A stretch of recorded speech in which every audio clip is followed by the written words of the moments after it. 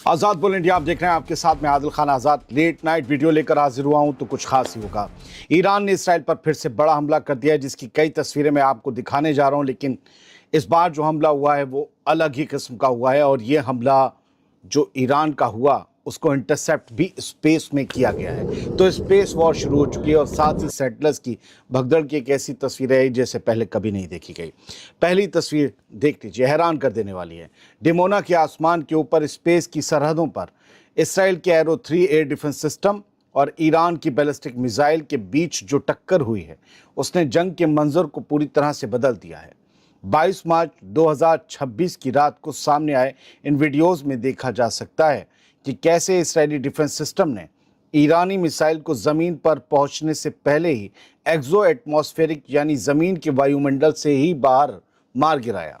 ज़मीन के, हमारी अर्थ के एटमॉस्फेयर में भी ईरान की ये मिसाइल नहीं घुस पाई और इतनी दूर उसे मार गिराया। सोशल मीडिया पर वायरल इस वीडियो को देखकर ऐसा लगता है जैसे आसमान में कोई जेली फिश फट गई हो। दोस्तों, मेरी रिसर्च के हिसाब से ये अब तक का सबसे ऊंचा और एडवांस डिफेंस ऑपरेशन है। डिफेंस यानी इंटरसेप्ट करने का। आज सुबह से ईरान की तरफ से डिमोना और नेगेव रेगिस्तान के इलाकों पर यह 8वां बड़ा हमला था। ये भी डिमोना के आसमान पर इंटरसेप्शन हुआ है। गनीमत ये रही कि इस टक्कर के बाद किसी के जख्मी होने की खबर नहीं है। हुआ बहुत ऊपर, लेकिन डिमोना और उसके आसपास के शहरों में खौफनाक सायरन बज रहे हैं अब भी। दोस्तों, ये स्पेस में जंग की शुरुआत है। डिमोना के एटमी रिएक्टर को निशाना बनाने के लिए दागी गई इस ईरानी मिसाइल को एरो 3 ने ही स्पेस में ख़त्म कर दिया। ये सिस्टम इसराइल की सिक्योरिटी की आखिरी और सबसे मजबूत दीवार माना जाता है, और ये बनाया ही बैलिस्टिक मिसाइलों को खला में स्पेस में मार गिराने के लिए है। नेतन्याहू ने इस कामयाबी पर आईडीएफ की पीठ थपथपाई है, लेकिन ईरान की तरफ से लगातार होती मिसाइलों की बारिश ने इसराइल के तमाम एयर डिफेंस सिस्टम्स को इम्तिहान में डाल दिया है। खैर, एरो तो पास हो गया। मैंने इसके बारे में पढ़ा, एटमॉस्फेयर या 100 किलोमीटर ऊपर ज़मीन से इंटरसेप्शन के लिए ये एरो डिज़ाइन की गई है, और ये एटमॉस्फेयर में घुसने से पहले इतना बड़ा ब्लास्ट हुआ। अब मुझे लगता है ना जाने वहाँ पर क्या क्या गैसेस मिल गई होंगी, जिसकी वजह से इतना नीला एकदम से ब्लास्ट देखने को मिला है।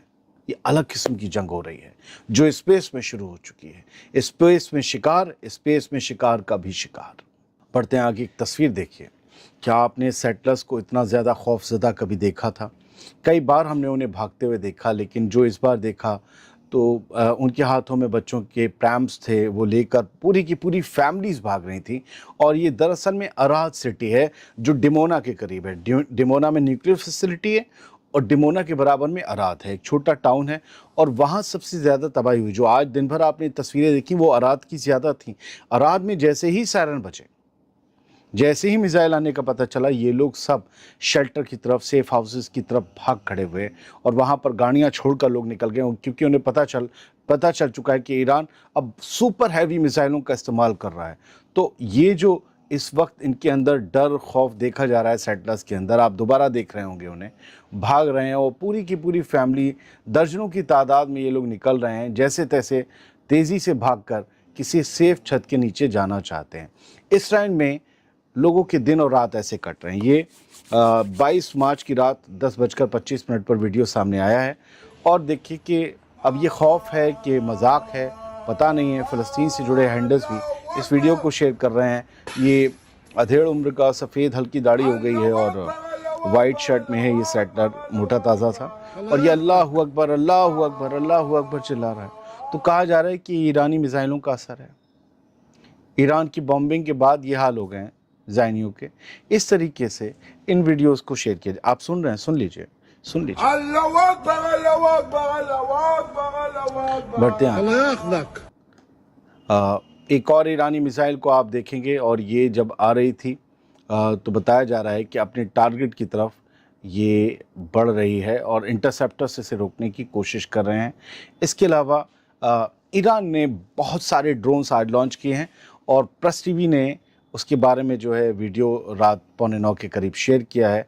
और ये तमाम ड्रोन्स इसराइल की तरफ दागे गए हैं, अमेरिका की बेसिस की तरफ दागे गए हैं। हम प्रेस टीवी को इसका क्रेडिट देते हैं। और एक इस तरीके से अभी तक मिसाइल दागने का जो ऑपरेशन ट्रू प्रॉमिस 4 के कितने भी वेव्स और फेजेस थे उनको दिखाता था ईरान, लेकिन ये पहली बार ड्रोन को दागने का जो है उन्होंने एक वीडियो जो है वो शेयर किया है। इसके भी अपने कई मायने हो सकते हैं। दोस्तों, बड़े लोगों की शिकायत है आप में से कि ऑडियो प्रॉब्लम हो रही है और सुनाई नहीं दे रहा है वीडियो। तो मैं आपको बता दूं कि यूट्यूब या तो अपडेट कर लें, लेफ़्ट और राइट का है, एक तरफ आवाज़ आ रही होगी और दूसरी तरफ नहीं आ रही होगी। मुझे नहीं पता, मैं सफ़र में हूँ, मैंने कोई सेटिंग चेंज नहीं की, लेकिन आप लोगों को दिक्कत हो रही है तो उसके लिए माफ़ी चाहता हूँ। आप भी थोड़ा देखिए, ज़्यादातर लोगों को नहीं हो रही है, आप बता दीजिएगा किस किस को हो रही है।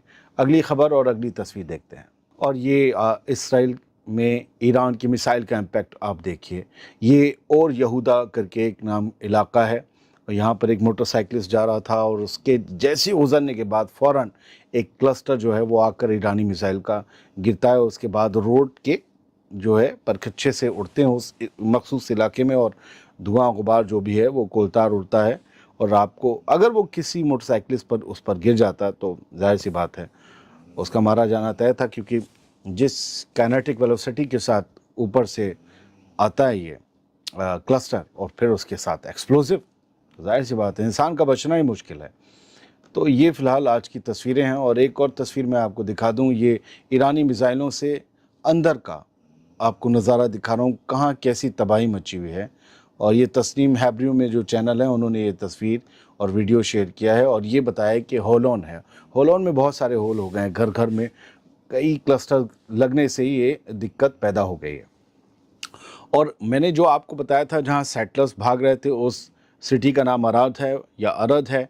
वहाँ पर आज बेंजामिन नेतन्याहू, कल बेंजामिन नेतन्याहू इस्राएली प्राइम मिनिस्टर गया था 22 मार्च में, और वहाँ पर उसने जो है जायज़ा लिया। आप बेंजामिन नेतन्याहू को ज़िंदा देख रहे हैं, पब्लिक के बीच देख रहे हैं। वो AI वीडियो, वो नेतन्याहू मारा गया, वो जो आपको झूठ दिखाकर जिसने भी व्यूज़ कमाए, आप फिर से उनके चैनल्स पर जाकर वीडियो देखेंगे, मुझे मालूम है, क्योंकि आपको सुकून देने वाली खबरें वहाँ चलती हैं।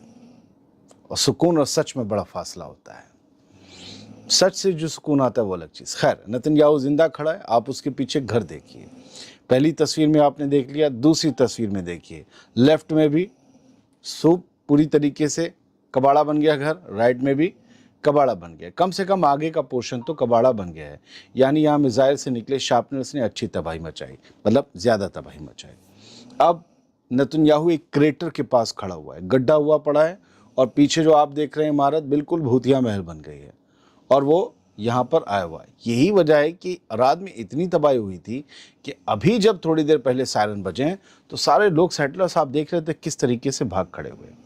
फ़लस्तीन में हालात बुरे हैं। देर अल हताब करके एक नाबलुस के करीब गांव है, वहाँ अभी रात के इस पहर 11:15 बजे ये तस्वीरें शेयर हुई हैं कि लोगों के, फ़लस्तीनियों के घरों को जला रहे हैं सेटलर्स, उनकी गाड़ियों को आग लगा रहे हैं। और ये उग्रवादी, आतंकवादी किस्म की जो सेटलर्स हैं, लगातार हर रोज़ अपनी इन हरकतों को जो है वो अंजाम दे रहे हैं। इसराइल कह रहा है कि हम इन पर नकेल कसने की कोशिश कर रहे हैं, या एक्सट्रीमिस्ट हैं, ये रॉयटर्स हैं, लेकिन फिर भी कुछ होता नहीं है। हमने आपको दुनिया भर की खबरें, जो हमारा प्राइम टाइम शो है DBK के, उसमें हमने लास्ट में हमने आपको पहली जो खबर दिखाई थी उसमें कि लेबनान का एक ब्रिज उड़ाया है IDF ने। उस ब्रिज के बाद उड़ने के बाद का क्या वहाँ नज़ारा है, मेन हाईवे पर कई शहर कट गए हैं। उसके बाद आप देखेंगे तो इतना बड़ा वो गड्ढा हो गया है, इतनी बड़ी मिसाइल और बम इसराइल ने मारा था कि सब गड़बड़ हो गया है। ईरान ने आज कुछ सैटेलाइट इमेजेस शाया किए हैं, और ये बताया है कि ये उसके हमलों के असर हैं, जिनकी तस्वीरें हैं, और ये असर पेश आए हैं अमरीकी अड्डों पर। ये दिखाया है कि UAE की ये तस्वीर है, जहाँ पर अमरीका के जो एसेट्स थे वहाँ ईरान ने निशाना बनाया था। और उसके बाद जो इमेजेस सैटेलाइट निकल कर आई हैं, उससे ये पता चलता है कि फुजैरा, UAE का जो एक एमिरेट्स है, फुजैरा का जो बंदरगाह है, वहाँ भारी डैमेज हुआ है फ्यूल स्टोरेज पंपिंग स्टेशन को। और ये मार्क करके उन्होंने रेड सर्किल करके इन तस्वीरों को पेश किया है। उम्मीद ये करता हूँ कि साफ गोई से जल्दी जो मैंने आपको तस्वीरों के साथ खबरें दी आपके समझ में आई होंगी। ऑडियो की थोड़ी दिक्कत है, पता नहीं, मैं कल से जब से आया हूँ तभी से आप लोगों की शिकायत आ रही है। अब पता नहीं क्या मसला हो गया, कुछ तो चेंज नहीं हुआ, सब कुछ वही है। कुछ लोगों को आई थिंक चेंज, मैं वोट करवाऊंगा, पता करूंगा कितने लोगों को ये दिक्कत हो रही है। Thank you very much. सलामत रहिए, खुश रहिए। वीडियोस को आगे दिल करे तो फॉरवर्ड करिए।